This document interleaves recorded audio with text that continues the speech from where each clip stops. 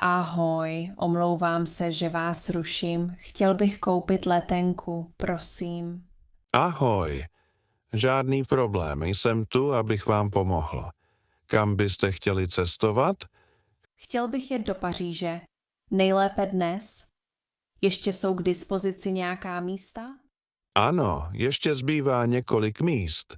Upřednostňujete let ráno, odpoledne nebo večer? Mohu navrhnout několik odletových časů.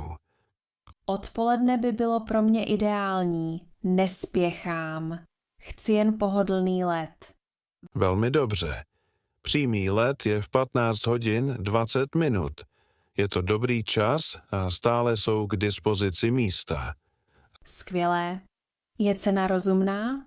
Nemám moc velký rozpočet. Jízdenka stojí 120 €.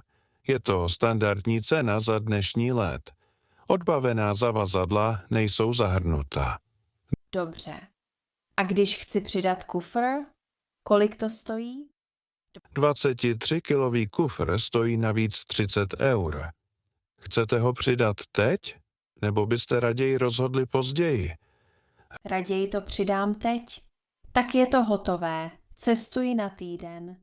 Velmi dobré. Přidám zavazadla. Můžete mi prosím dát svůj pas? Samozřejmě. Tady je to. Je všechno v pořádku? Ano, všechno je dokonalé. Připravuji váš lístek. Upřednostňujete místo u okna nebo u uličky? Děkuji. Okno u dveří, prosím. Rád se dívám na výhled. Uvolňuje mě to. Poznamenáno. Mám volné místo blízko křídla. Je to dobré místo. Děkuji vám moc. Jste opravdu laskaví. Je příjemné dostat dobrou pomoc. Není zač, to je moje práce. Tady je váš lístek.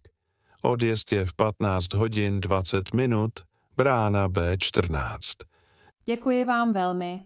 Přeji vám hezký den. A ještě jednou děkuji za vaši pomoc.